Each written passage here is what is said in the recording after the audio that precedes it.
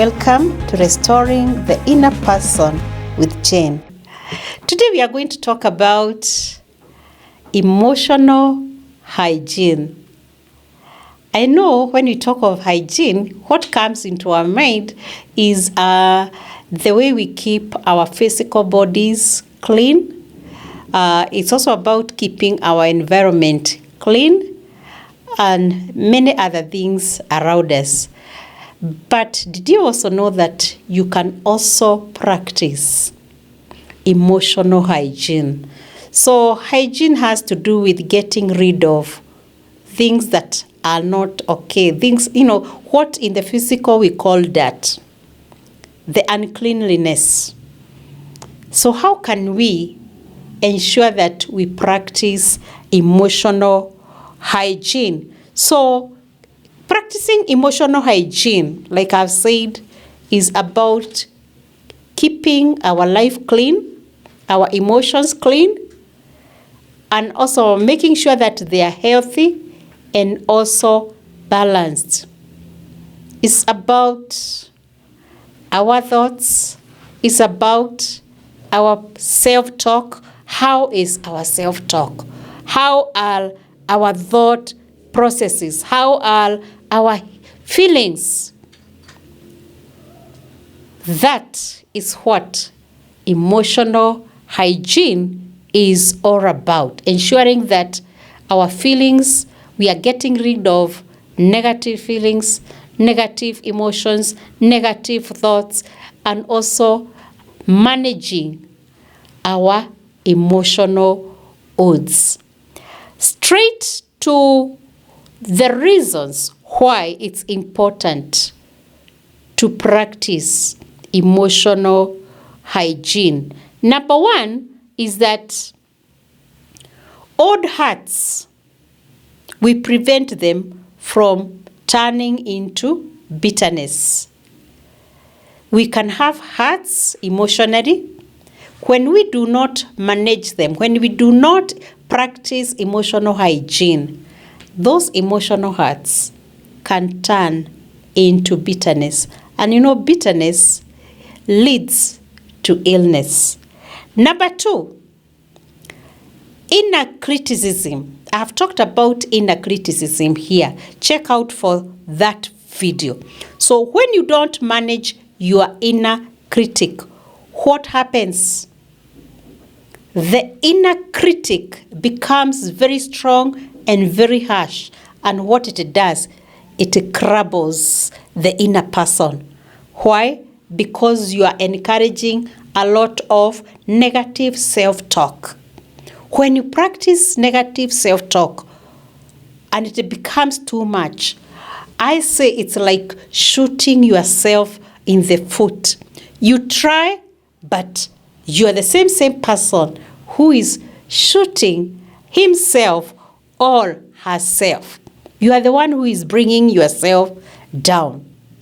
Another reason why it's important to practice emotional hygiene is about your spiritual life. When you don't practice emotional hygiene, your spiritual life can be very dry. And it can also be full of performance. What is performance? In spirituality, we can be doing things out of practice. We can be doing things so that other people can see that we are practicing spirituality. But inside, you are experiencing dryness. Why? Because you have emotions that you have not dealt with. And I'm here to encourage you to start cleaning up yourself emotionally so that you can experience emotional well-being. Now, let's ask ourselves, what are the core practices of emotional hygiene? What are the things that we need to do that can help us to practice emotional hygiene, to get rid of emotional baggages, to get rid of unforgiveness, to get rid of bitterness, to get rid of guilt. Because what all these negative emotions do to us is to destroy the inner person. And I'm here to help you restore that inner person. So which are these core practices that you can use so that you can experience emotional hygiene? Number one, I hope you have your paper or your notebook and your pen. Number one is having a daily emotional check-in. Daily emotional check-in. What is to check? At the end of every day, ask yourself, how was your day? What is the feeling as per there and then when you are talking to yourself? Let's say, for example, at the end of the day, you ask yourself, what am I feeling right now? What was my feeling or my feelings during the day, and what is my feeling right now? And you can also go ahead and ask yourself, what is it that happened today that made me to feel that way, or is making me to feel the way I am feeling now? When you ask yourself those questions, it definitely means that you'll go dig deeper and find out, is it okay to continue carrying the emotions that you feel? That is, if they are negative. And even if they are positive, sometimes we also need to have limits of our positive emotions. Yes, I said it right, that even with positive emotions, we need limits, like even happiness. Did you know that you can be happy excessively? When you get beyond a certain limit of happiness, it can become euphoria.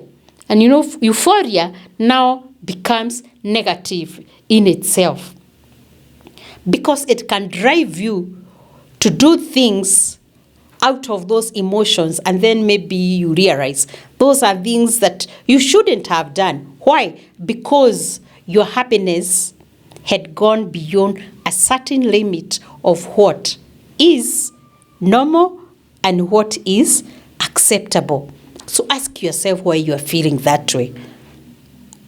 Ask yourself whether it's okay to do. What limits should you have? If they are positive, if they are negative emotions, are you worth carrying such emotions? Maybe somebody who made you angry at the place of work. Ask yourself whether it is worth of you having to sleep with those emotions, whether they are anger, frustration, guilt, or whatever. Reason with yourself. Name the feelings without judging yourself, and tell yourself that what you are carrying, doesn't have to be yours. Reason with yourself. Let's go to number 2 practice. Clean up negative self-talk. I've mentioned it in my introduction. Clean up your negative self-talk, because negative self-talk is self-sabotage. It is self-discouragement. It is you taking the arrow and shooting yourself. It is you taking the gun and directing it to yourself. And in the opposite, you are your own best cheerleader. So the worst thing you can do to yourself is to discourage yourself. In the Bible, David encouraged himself. Read the Psalms of David. A lot of times he was discouraged. A lot of times A lot of enemies were against him, but he encouraged himself. How do you encourage yourself? By cleaning up negative self-talk and definitely practicing positive self-talk. Let me give you an example of the negative self-talk and what you should replace it with. For example, if you are telling yourself that I am weak, in this situation I am weak, you can change that to I am human and learning. Maybe you have made a mistake and you realize, I think it is me who has a weakness. You can change that to tell yourself, I am human and I am learning. Another example, I have failed again. Maybe you have failed once, twice, you've tried, and then you're telling us, oh my God, I have failed again. You can change that and tell yourself, this is feedback, no condemnation. This is good feedback. I need to start asking, what is it that is making me to fail? This is good feedback. I tried this, I failed again.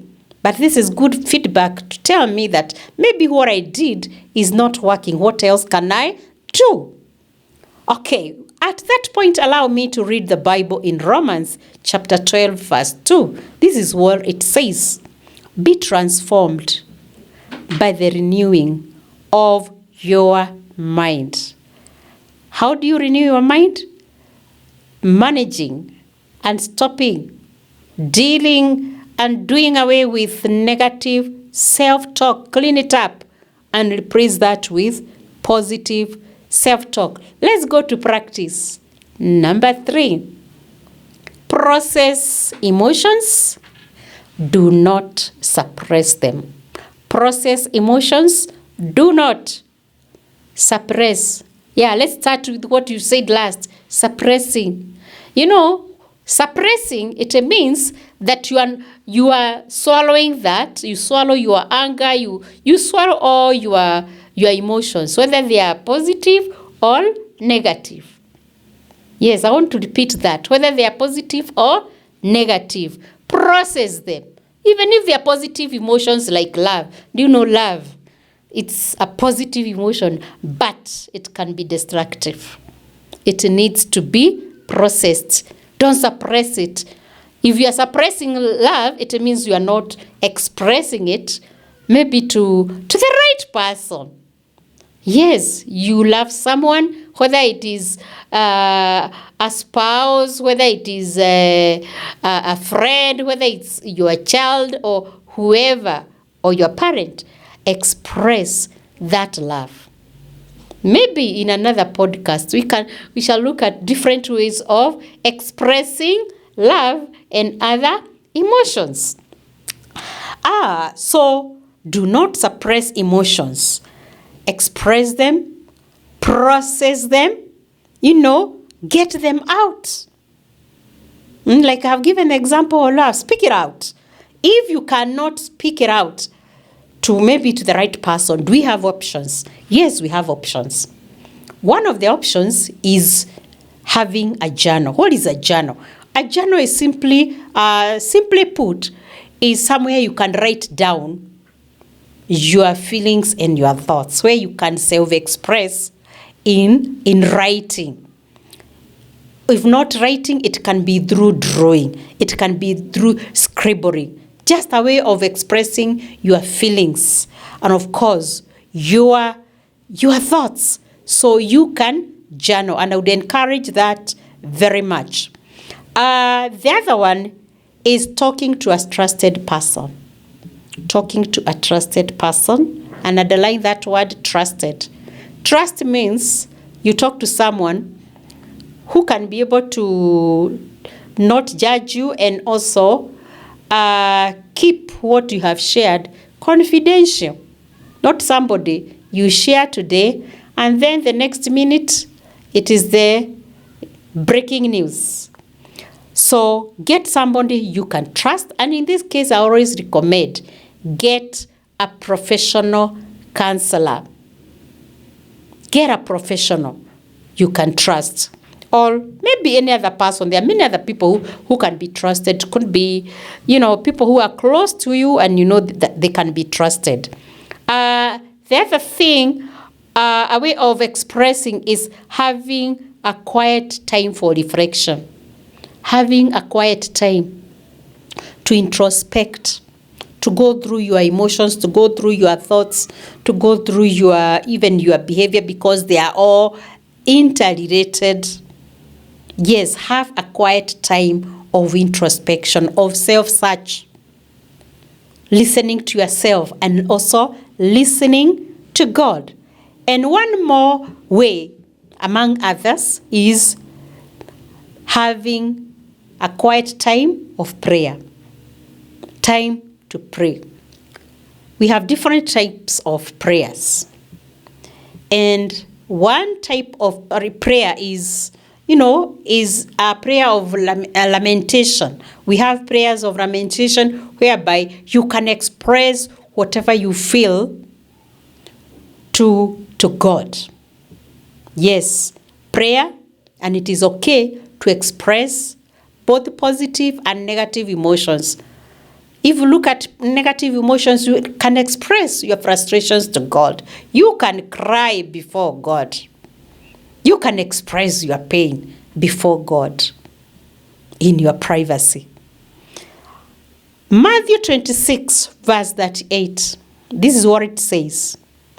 Even Jesus said, "My soul is overwhelmed.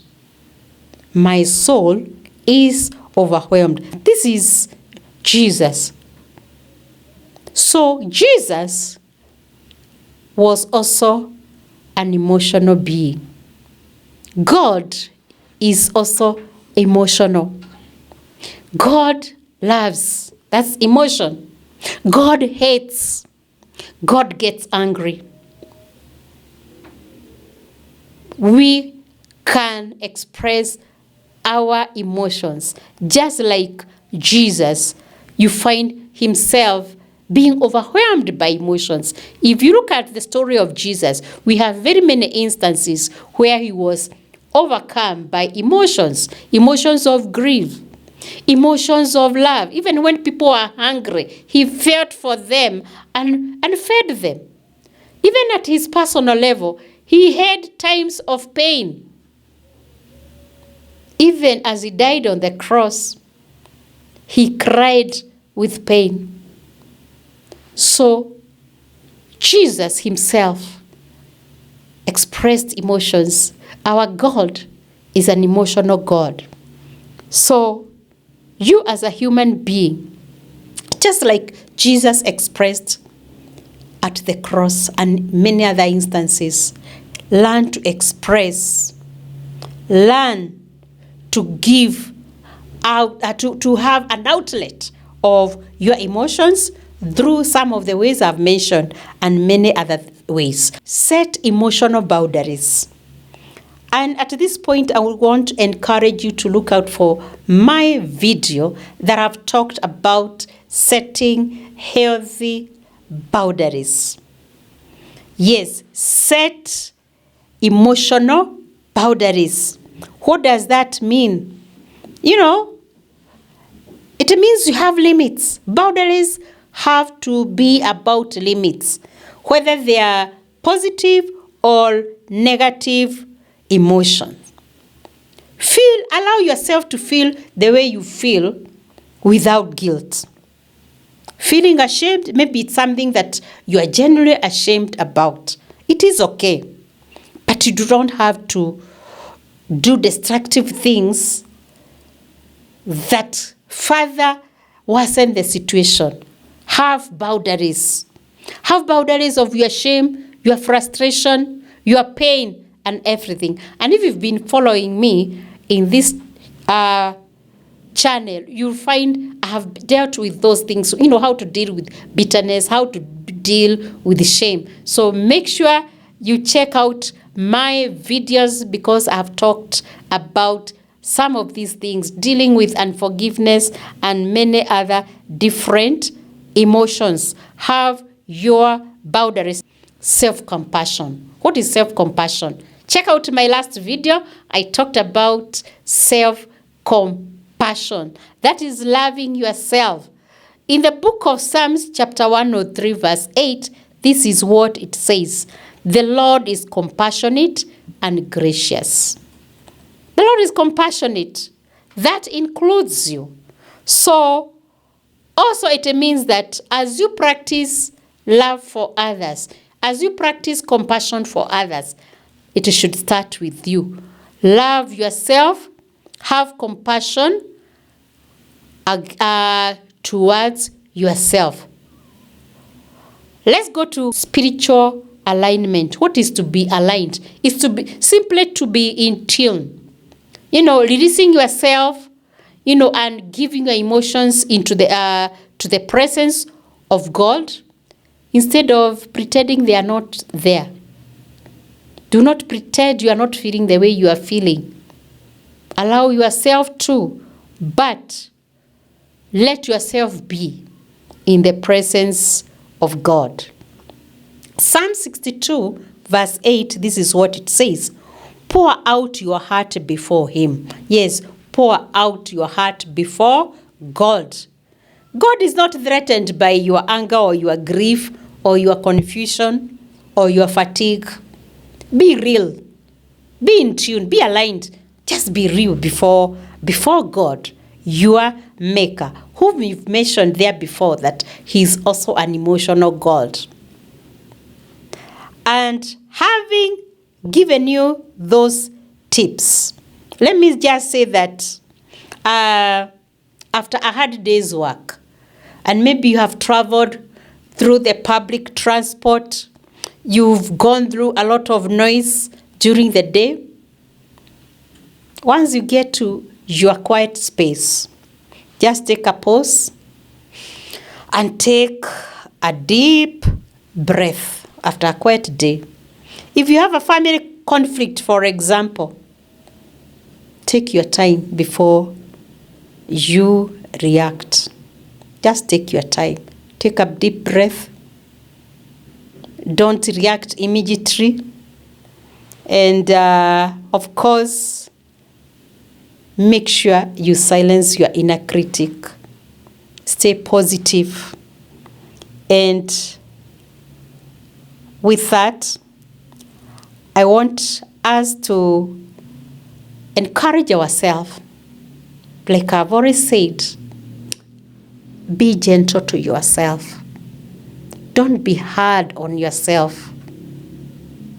Yes, emotional hygiene is about being gentle to yourself, allowing yourself to be in the presence of God. Allowing yourself to be, but also being compassionate about yourself. Allowing yourself to be, but having boundaries. Yes, I hope you have been blessed by this message. So take care of yourself, clean up yourself emotionally, and experience emotional well-being. Continue being restored. This has been Restoring the Inner Person with me, Jane. Until next time, stay gentle to yourself and to others. Bye-bye.